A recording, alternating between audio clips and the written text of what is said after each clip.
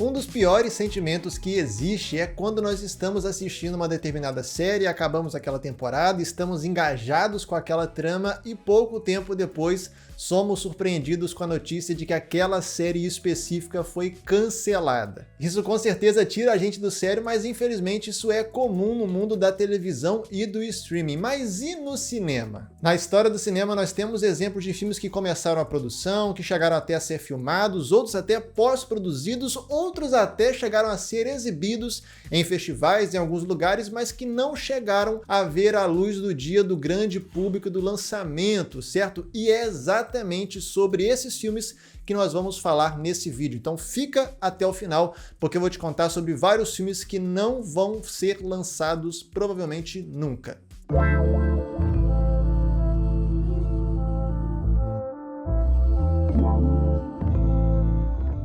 Fala pessoal, tudo bem com vocês? Sejam bem-vindos a mais um vídeo aqui do Falando Cinema. E antes da gente começar aqui o nosso assunto, confere aqui embaixo se você já é inscrito no canal, e se porventura você não for, se inscreva por aqui, porque eu tenho certeza que você vai gostar do conteúdo que eu faço aqui para o YouTube. Deixa também o seu like nesse vídeo de uma vez, não espera até o final, porque eu sei que alguns de vocês não ficam até o encerramento, então deixa o like aqui nesse vídeo de uma vez, clica também no sininho, ativa as notificações, siga a gente nas outras redes sociais, acompanhe também o podcast Falando Cinema, que agora tem uma versão em vídeo aqui para o YouTube, mas ele também é veiculado lá nas plataformas de áudio, como Spotify, Google Podcasts e Amazon Music, e é isso, pessoal. Aquela coisa que você já sabe, né? Então, dito isso, vamos para o nosso assunto de hoje. Vamos começar a nossa lista com um exemplo que eu acho que quase todo mundo já conhece, que é o infame especial de Natal de Star Wars lá de 1978. O Star Wars, que foi lançado lá em 77, foi um verdadeiro sucesso, cara, não só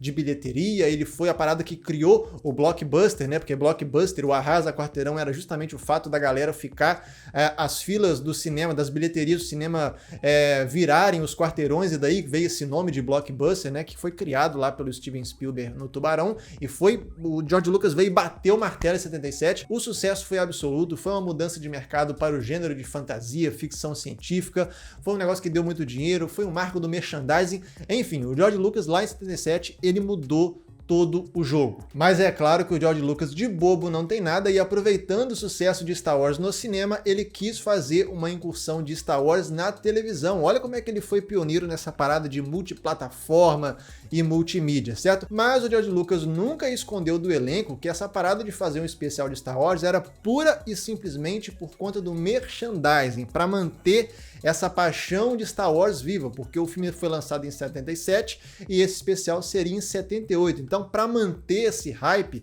até porque a princípio o George Lucas não sabia que de fato se tornaria a trilogia que nós conhecemos, então para manter essa parada viva, nasceu esse especial de Natal, que contaria uma trama meio que dentro dos Wookiees, um feriado Wookiee, e ia trazer, cara, não somente expandir um pouquinho essa mitologia de Star Wars, mas Harrison Ford, Carrie Fisher, Mark Hamill de volta ao papel, cara, numa época em que a televisão era tida meio que uma mídia menor em relação ao cinema, algo que só foi ser alterado décadas depois. Pois bem, chega 1978 e o especial vai ao ar, se não me engano, lá na CBS nos Estados Unidos, e ele foi massacrado pela crítica, pelo público, da produção, dos atores, da história, que era terrível, galera, um desastre total. E com isso, o George Lucas decidiu engavetar esse projeto, ou seja, ele foi exibido na televisão, mas ele nunca mais foi exibido, relançado em Blu-ray, em 4K, no streaming,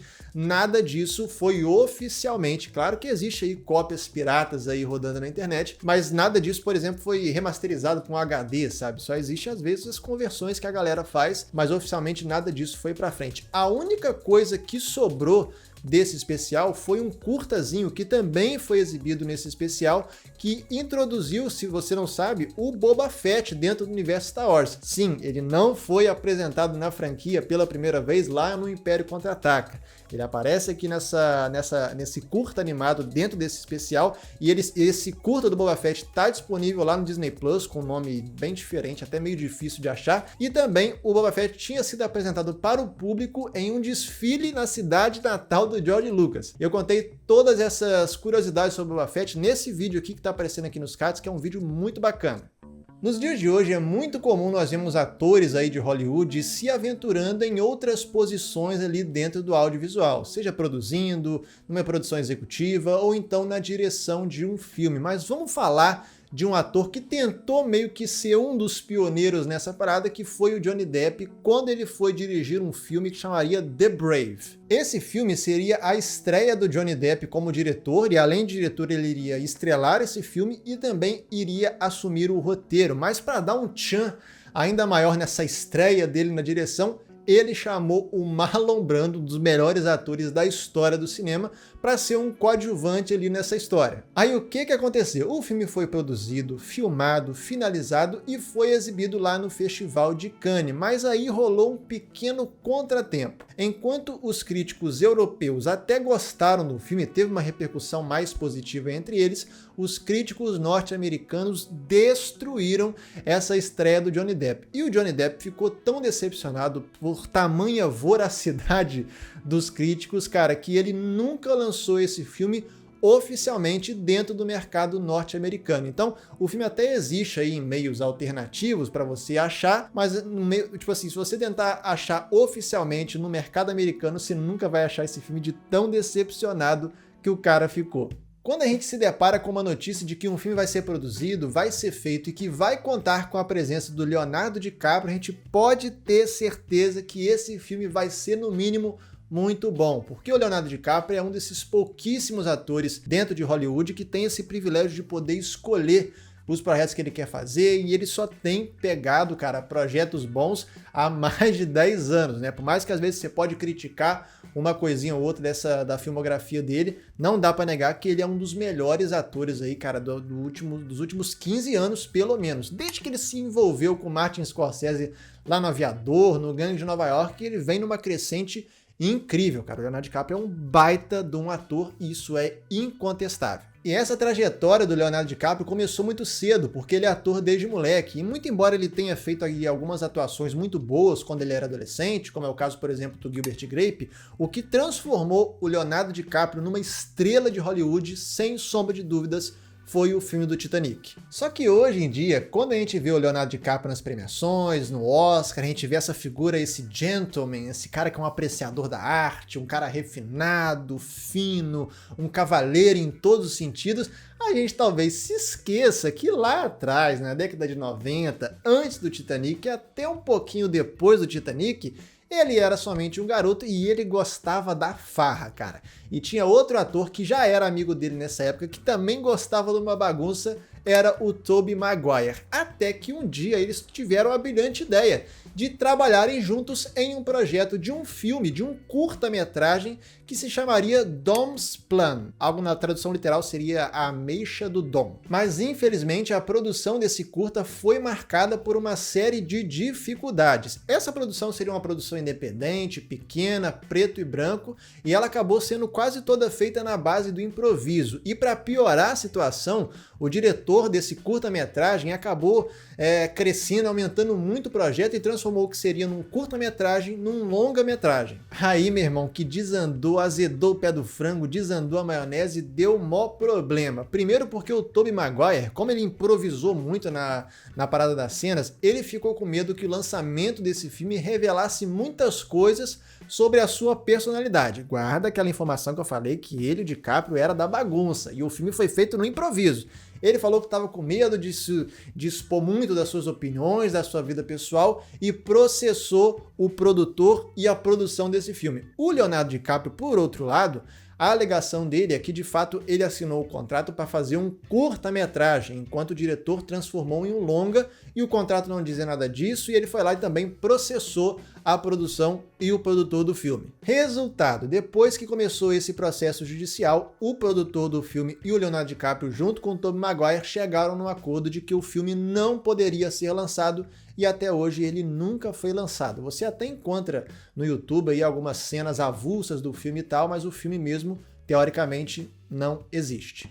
O próximo filme que nós vamos falar aqui é uma produção bastante recente e ela tá nessa lista por conta, infelizmente, de uma tragédia que aconteceu no set de filmagem, que é o filme Rust. Esse filme seria uma produção bem pequena que contaria com Alec Baldwin como ator principal, mas infelizmente durante a gravação de uma cena, a cinematógrafa do filme foi fatalmente atingida por um projétil que saiu da arma que deveria estar carregada com uma bala de festim, mas estava com uma munição de verdade. A princípio, obviamente, a produção foi paralisada, teve umas investigações acontecendo e depois de um certo tempo parecia que as coisas estavam encaminhadas para serem resolvidas, só que aí a investigação ganhou novos desdobramentos, novos julgamentos estão acontecendo enquanto eu estou gravando aqui esse episódio, então provavelmente, obviamente isso não está confirmado oficialmente pela produção, nem por nenhum dos envolvidos, mas muito provavelmente por conta de toda essa tragédia, de toda essa repercussão, investigação e desdobramentos, a gente nunca deve ver o lançamento oficial desse filme.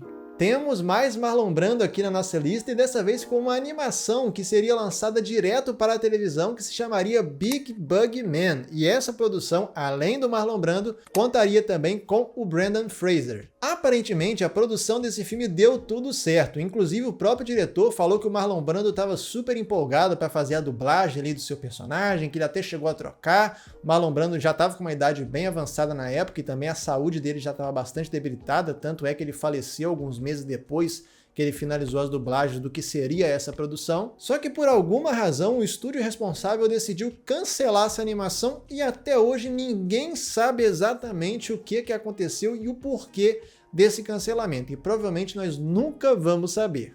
A cultura pop possui muitos ícones e, sem sombra de dúvidas, o King Kong é um deles. Quando o filme original, lá de 1933, se não me engano, foi lançado, ele foi um assombro nas salas de cinema, todo mundo ficou espantado com a qualidade dos efeitos especiais que eram feitos naquela época, certo? E graças ao sucesso, muito antes da gente imaginar o King Kong enfrentando Godzilla e tantos outros monstros, o Japão quis fazer a sua própria versão do King Kong lá em 1938. Só que diferente de alguns exemplos aqui da nossa lista, essa versão japonesa do King Kong de 38, ela foi pré-produzida, foi filmada, foi finalizada, foi pós-produzida e chegou a ser lançada nos cinemas japoneses. Então, o que ela está fazendo nessa lista? Por que esse é considerado meio que um filme cancelado que nunca foi lançado oficialmente? E a resposta dessa pergunta é muito simples, se você não está associando King Kong, 1938, Japão, nesse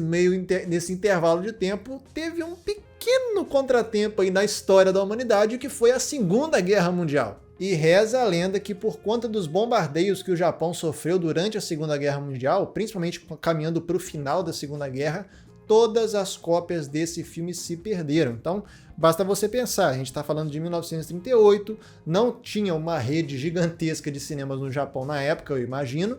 Então, cara, tendo um bombardeio, por exemplo, em Tóquio, e às vezes o filme foi lançado só naquele local, havendo bombardeio, não ia ter como ter uma cópia que sobrasse, né? E se tivesse uma cópia sobrando, eu tenho certeza que os criadores, a galera da produção, teria, né? Não existe nada, não tem uma cena que sobrou do filme. Então eu acho que é uma lenda bem plausível, muito embora não tenha sido confirmada oficialmente.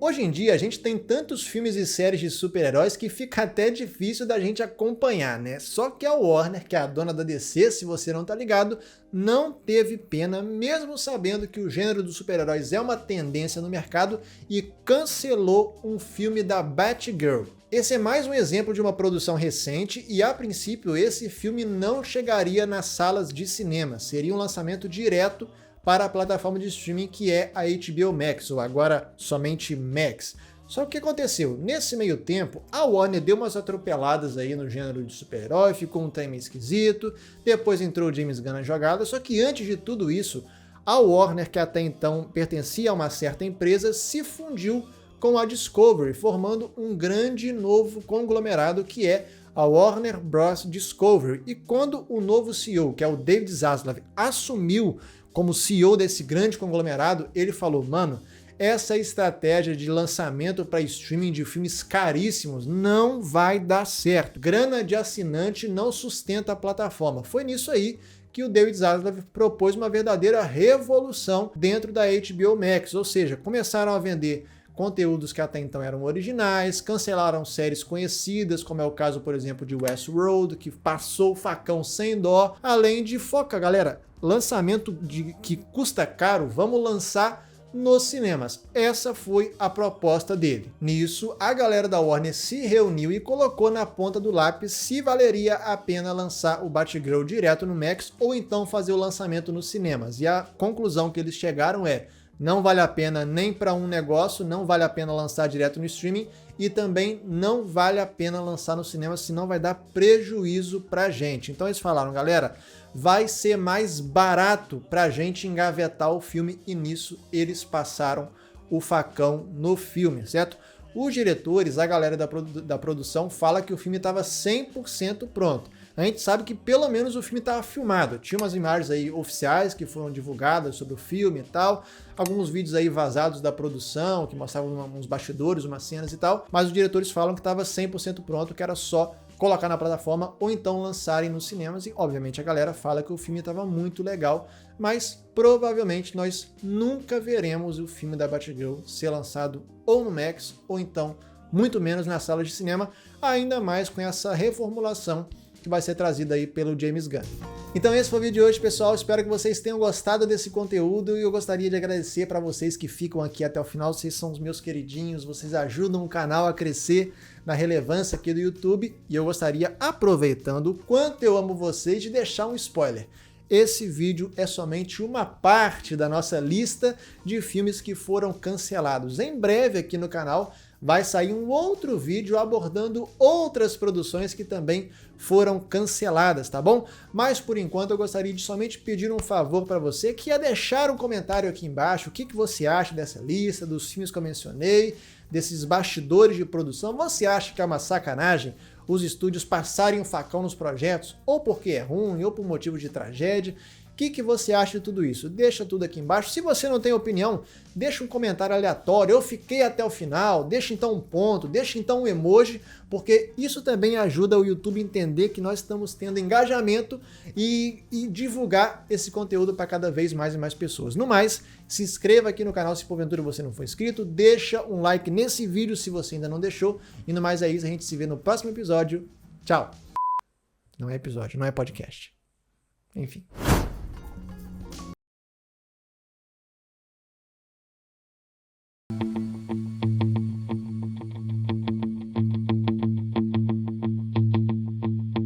Fala pessoal, tudo bem com vocês? Sejam bem-vindos a mais um vídeo aqui do Falando Cinema, e hoje nós vamos continuar o nosso assunto sobre filmes que nunca foram lançados. Se você porventura caiu nesse vídeo de paraquedas, saiba que eu já fiz a parte 1 dessa nossa lista e hoje nós vamos continuar no nosso assunto, mas aproveita e confere aqui embaixo se você já é inscrito aqui no Falando Cinema, e se você não for, aproveita para se inscrever, deixa um like nesse vídeo de uma vez, não espera o final do vídeo, clica também no sininho, ativa as notificações, porque aí sempre que tiver novidade você vai ser a primeira pessoa a ficar sabendo. Siga também o Falando Cinema nas outras redes sociais, está passando aqui embaixo agora, e aproveita também a sua viagem para estar conferindo o podcast Falando Cinema, que é publicado aqui no YouTube também no formato de vídeo, mas também está disponível lá no Spotify e no Amazon Music. Vamos começar aqui a nossa lista da mesma forma que eu fiz na primeira parte, com um exemplo bastante conhecido, que é o filme do Quarteto Fantástico de 1994. A história de bastidores desse filme é uma maluquice completa, mas vamos tentar contextualizar aqui a situação.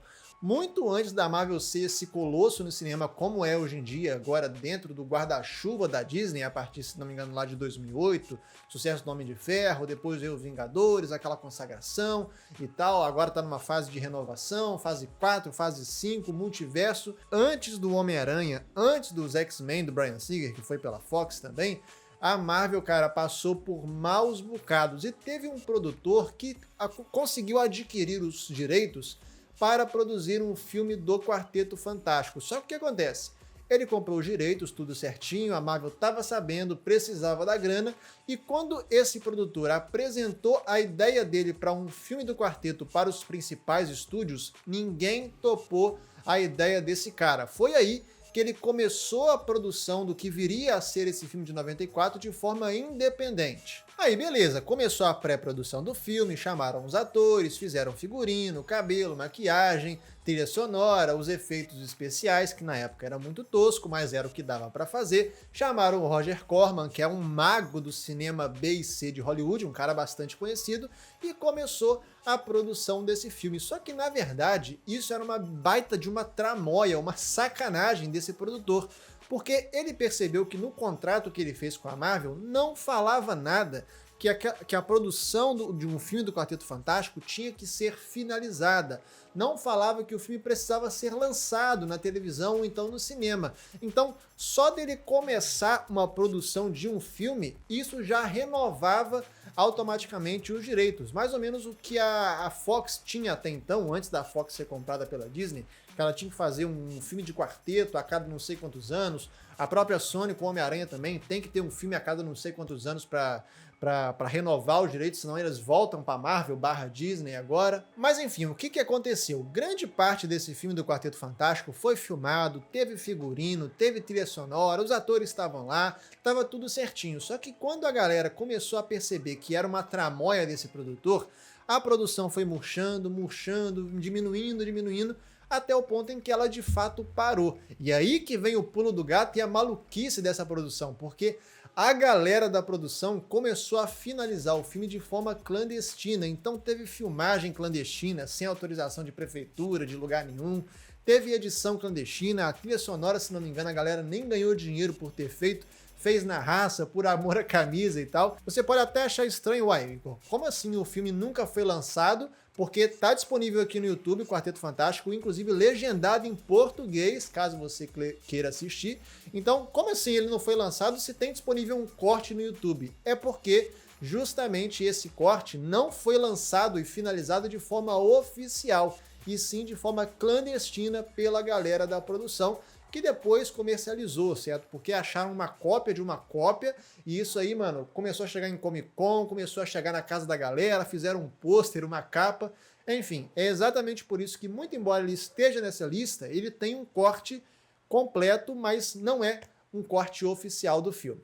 Hoje em dia, quase todo mundo conhece o diretor Quentin Tarantino e sabe que a estreia dele foi no filme Cães de Aluguel, certo? É verdade. Quer dizer, às vezes não. Na verdade, a estreia do diretor em um longa-metragem teria sido bem antes do clássico de 1992 e seria num filme chamado My Best Friend's Birthday, que significa o aniversário do meu melhor amigo, que seria um filme lançado em 1984. Tá bom, Igor, mas o que aconteceu para esse filme não ser a estreia do Tarantino? A princípio, tinha uma lenda que circundava esse filme que dizia que ele foi filmado 100% pelo Tarantino, mas teve um incêndio na sala de edição que fez com que grande parte do filme se perdesse, sobrando, se não me engano, somente 39 minutos do filme. Isso só veio a ser desmentido publicamente, acredite se quiser, em 2019, quando foi lançado um livro que contava bastidores dessa produção. E nesse livro, além dos relatos do autor dele também,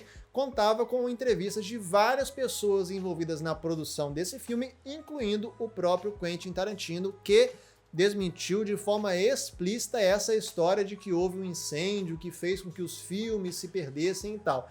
Ele falou que de fato existem filmagens que foram perdidas, mas isso se deu por conta de quedas de energia que aconteceram nessa sala de edição, e alguns filmes também se perderam porque eles ficaram muito tempo naqueles reveladores que usavam antigamente. Fora isso, o que se sabe é que o Tarantino pegou o material que sobrou, que sobreviveu dessa parada toda, editou aquilo que ele gostava e fez um corte, digamos assim, de 39 minutos. Mas, obviamente, o filme é um filme inacabado.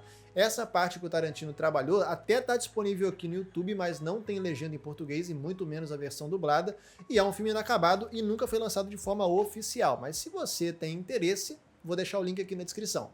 Olha, eu considero o Jamie Foxx um ator extremamente versátil, porque ele é bom no drama, ele é excelente na comédia, ele tem um carisma extremamente magnético, ele pra mim é um ator completo. Mas mesmo tendo todas essas qualidades, nem ele conseguiu escapar do facão de Hollywood quando ele quis fazer um filme de comédia chamado All-Star Weekend, que seria um filme de comédia baseado meio que com uma trama relacionada a basquete, porque na NBA tem aquele All-Star Game, então All-Star All-Star Weekend, All-Star Game, entendeu? Além do Jamie Foxx, esse filme iria contar com Gerard Butler, com Robert Downey Jr. e com Floyd Mayweather, que também é um lutador bastante conhecido. Mas então, o que deu errado nessa produção? A princípio, esse filme seria lançado lá em 2018, na semana do All-Star Game da NBA, mas tinha sido noticiado que não deu tempo de finalizar o filme 100% para essa época. Só que anos depois, lá em 2022, o Jamie Foxx, numa entrevista, ele esclareceu que não teve nada desse negócio de não deu tempo,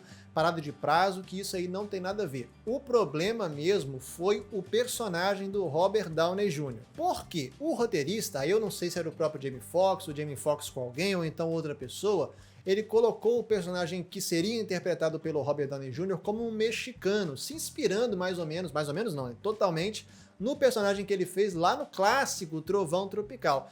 Só que aí, cara, os produtores do filme falaram, olha só, nós estamos em 2017, 2018, tem um candidato aí à presidência dos Estados Unidos falando um monte de coisa controvérsia, um monte de asneira sobre imigrantes, eu acho que até pode ser engraçado, mas talvez isso não vai pegar bem, vai causar muita polêmica, uma controvérsia muito grande, e aí o filme foi sendo adiado, e no final das contas ele foi engavetado por conta dessa polêmica e também porque meio que perdeu um pouco do timing. O próximo filme da nossa lista é da senhorita Netflix. Sim, ela não decepciona a gente somente cancelando as séries que a gente gosta, mas também já passou o facão em várias produções que nunca verão a luz do dia. E o nome da vez dessa nossa lista é o filme The Mothership, a nave-mãe, que seria protagonizado pela Halle Berry. O filme seria uma ficção científica e as filmagens terminaram lá em 2021, lá atrás, certo? E desde então, o filme estava meio que num limbo de pós-produção, pós-produzia e nunca acabava, nunca era anunciado uma data e nunca era lançado, até que agora no início de 2024, ou seja, bem recente, quando eu estou gravando aqui esse vídeo, a Netflix finalmente confirmou que esse filme vai ser cancelado, engavetado, não vai rolar. Só que, na verdade, o mais interessante sobre essa notícia do cancelamento do filme são duas coisas. A primeira é que a galera da produção, o diretor, a Halle Berry, a galera, os outros atores, todo mundo, cara, ninguém reclamou do cancelamento. Diferente do que acontece com vários filmes aí que às vezes são cancelados e a galera, poxa, fica triste, fica lamentando, aquela coisa complicada e tal. Nesse filme, mano, o negócio era tão ruim, tão intragável, que quando anunciaram o cancelamento, graças a Deus, eu não vou ter essa mancha no meu currículo. E a segunda coisa que eu acho super interessante dessa notícia é que a Netflix, que vira e mexe, lança um monte de coisa que, cara, são filmes e séries totalmente intragáveis, e ela cancelar esse filme por conta da qualidade dele, imagina o tamanho do estrume, do lixo que seria esse filme. Voltando para a comédia, o próximo filme da nossa lista seria dirigido, roteirizado e estrelado por um comediante que é o Aziz Ansari. Não sei se estou pronunciando correto, mas qualquer coisa se estiver errado, vocês relevam aí. Esse filme se chamaria Be Immortal e contaria, além do Aziz Ansari, com o Bill Murray, com o Seth Rogen e com a Keke Palmer. E o que aconteceu, galera? Um mês após o início das filmagens desse filme, a produção teve que ser suspensa por conta de alegações de que o Bill Murray teria forçado um beijo com uma membro lá da produção, galera. O estúdio ficou sabendo, viu que o negócio tinha uma certa verossimilhança e suspendeu o filme. E no caso, o Aziz Ansari, que além de diretor era roteirista da história, ele até tentou reescrever para tirar o personagem do Bill Murray do negócio, só que ia dar muito trabalho, ia ficar muito caro, o barco já estava andando, então ia dar um trampo muito grande, e aí o estúdio preferiu cancelar o filme. Vale lembrar que o diretor e ator e roteirista do filme também tinha sido acusado de comportamento inapropriado com mulheres alguns anos antes do ocorrido. Um dos primeiros grandes sucessos da Netflix foi a série House of Cards, muito por conta da atuação espetacular do Kevin Spacey, que não dá para negar que ele é um excelente ator. Só que lá em 2017 começaram a surgir acusações, alegações de assédio sexual e também de má conduta, de conduta inapropriada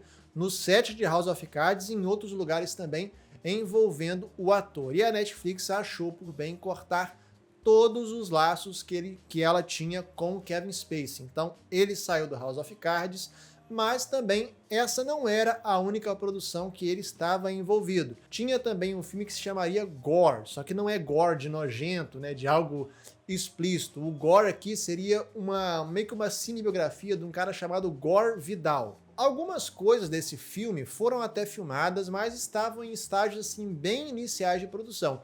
E quando vieram essas alegações e a Netflix decidiu romper com o Kevin Spacey, esse filme também foi junto no balaio e nunca foi lançado. Quando o Joaquin Phoenix ganhou o Oscar pela sua interpretação no filme do Coringa lá em 2020, no discurso dele, ele mencionou bastante o irmão dele, que era o River Phoenix, que, assim como ele, era um excelente ator. O River Phoenix era ator desde novo, ele tinha feito Conta Comigo, que é um clássico dos anos 80, que é um filme muito legal. Ele fez Indiana Jones, lembra aquela cena que mostra um flashback do jovem Indiana Jones? Aquele lá é o River Phoenix, cara, e a interpretação dele nessa sequência, que é só uma cena do filme, foi tão boa, cara, que na época a Lucasfilm gostou tanto que até pensou em fazer um prequel do Indiana Jones, mostrando o jovem Indiana Jones, e ia chamar o River Phoenix, cara, pra estar interpretando ele. Pelo menos essa eram as fofocas lá da época. Só que, infelizmente, a carreira dele não durou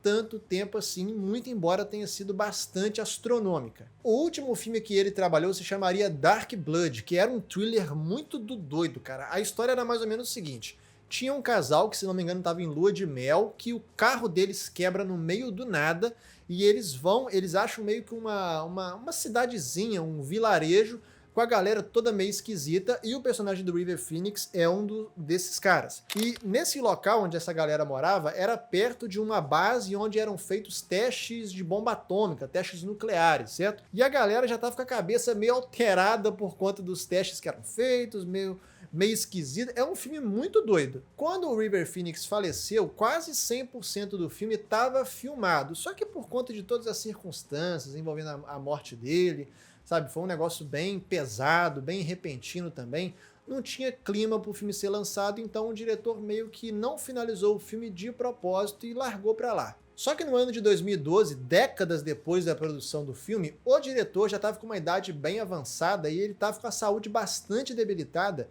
e ele colocou, vamos dizer assim, no seu coração um desejo de finalizar esse filme. Aí ele pegou, editou, montou o filme certinho, e ele chegou a ser exibido em alguns festivais, certo? Só que qual que é o problema e por que ele está nessa lista? O diretor, ele não tinha direitos de lançamento no cinema e fora dos festivais.